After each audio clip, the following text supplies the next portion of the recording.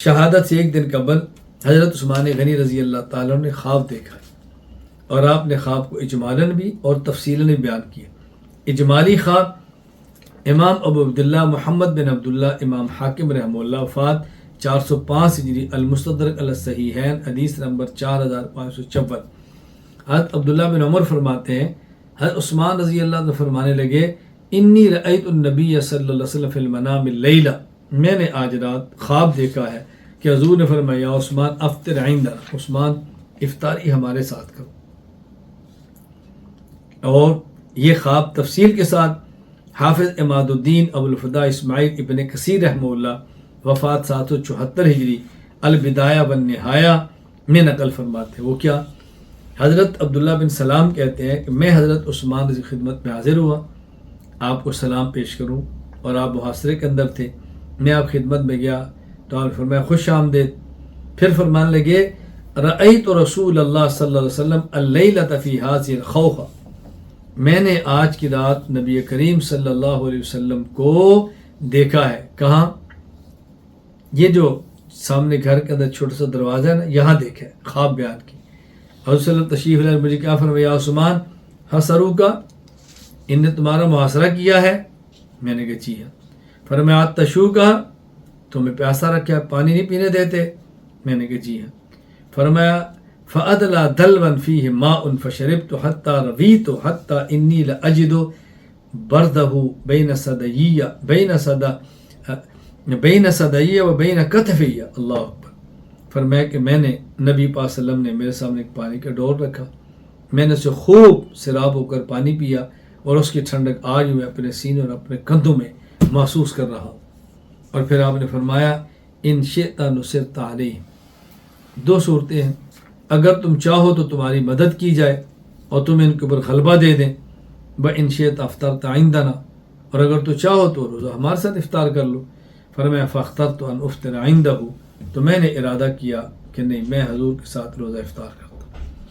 فقتل ذلک اليوم، اسی دن عثمان غنی رضی اللہ تعالیٰ شہید ہو۔ تو آپ نے روزہ ظاہر نبی پاک نے خدمت میں جا کر آپ کے ساتھ افطار فرمایا۔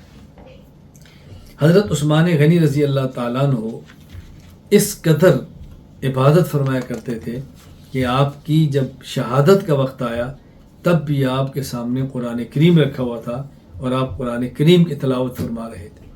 امام ابو عبداللہ محمد بن سعد وفات 230 ہجری الطبقات الکبریٰ لابن سعد میں یہ ذکر فرماتے ہیں کہ جب عثمان غنی رضی اللہ تعالیٰ عنہ کو، اللہ اکبر، عثمان غنی پر جب نیزے کا وار کیا گیا تو عثمان غنی پہلے کیا فرمایا؟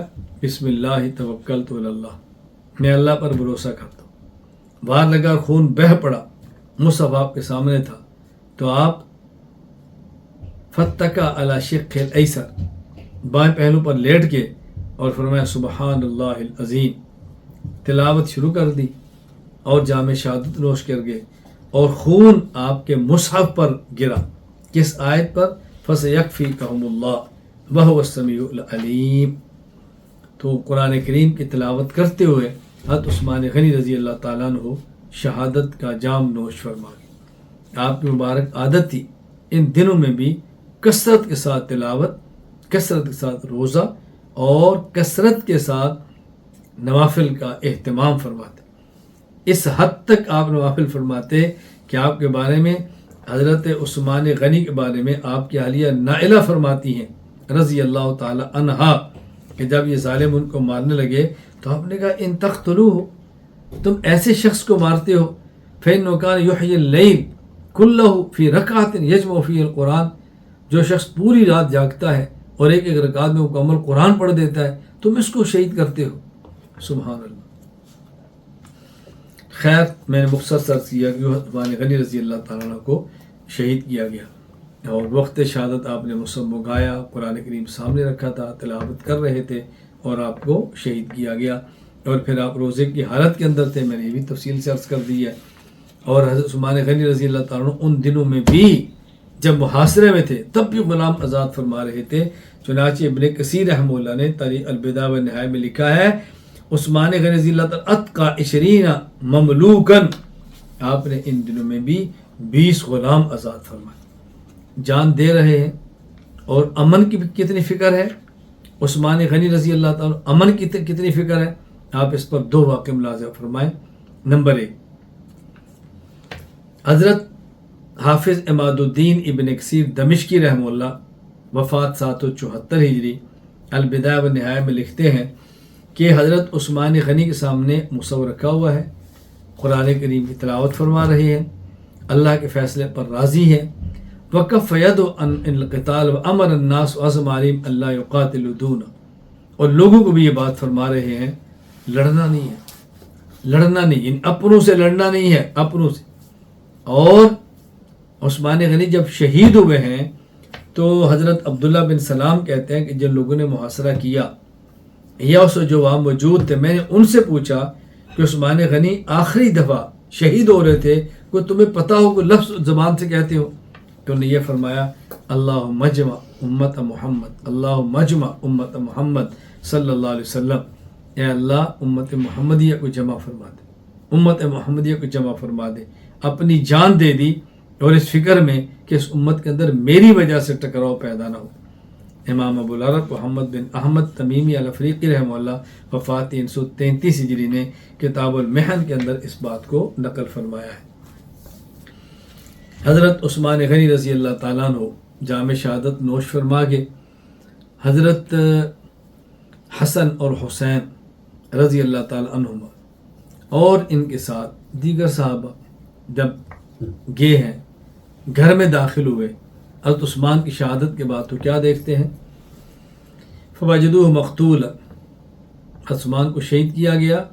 اور شہید بھی کیسے کیا گیا؟ اللہ اکبر، مذبوح، جیسے بندہ ذبح کر دیا جاتا ہے یوں سر پہ وار کیا ہے اور جسموں پر وار کیے ہیں، اور وار کر کر کے حضرت عثمان غنی رضی اللہ تعالیٰ عنہ کو ان ظالموں نے شہید کیا ہے. امام ابو زید عمر بن شبہ نے تاریخ مدینہ میں اس بات کو وفات 262 بڑی تفصیل کے ساتھ ذکر کیا ہے. جب حضرت عثمان غنی رضی اللہ تعالیٰ شہید ہوئے ہیں، حضرت علی کو خبر ملی ہے. حضرت علی رضی اللہ تعالیٰ عنہ نے نہایت ڈانٹا حضرت حسن اور حسین کو، بلکہ روایات میں یہاں تک کیا کہ آپ نے اپنے دونوں بیٹوں کو پیٹا کہ تم نے کیوں کوتاہی کی، کیسے دشمن حسین حضرت عثمان رضی اللہ تعالیٰ تک پہنچ گئے. امام ابو زید عمر بن شبہ وفات 262 ہجری تاریخ مدینہ میں لکھتے ہیں وقال علی لبنیہ کیف قتل وانتم علی الباب ولطم الحسن وضرب الحسین، کیسے شہید ہو گئے؟ تم دروازے پر تھے، تم نے کیا پہرا دیا اور اپنے بیٹوں کو پیٹا آپ نے. خیر حضرت عثمان غنی رضی اللہ تعالیٰ عنہ شہید ہوئے، اور آپ کا جو وصیت نامہ ہے وہ ذرا پڑھیں، آپ نے کیا وصیت فرمائی. سبحان اللہ. امام حافظ عماد الدین ابن کثیر دمشقی رحمہ اللہ وفات 774 البدایہ والنہایہ وہ لکھتے ہیں کہ لما قتل عثمان فتشوا خزانتہ فوجدوا فیہا صندوقا مقفلا ففتحوہ. آپ نے تحریر دیکھی، صندوق کے اندر موجود تحریر کیا تھی؟ فرمایا ھذا وصیت عثمان، یہ عثمان کا عہد ہے. وہ کیا ہے؟ بسم اللہ الرحمن الرحیم.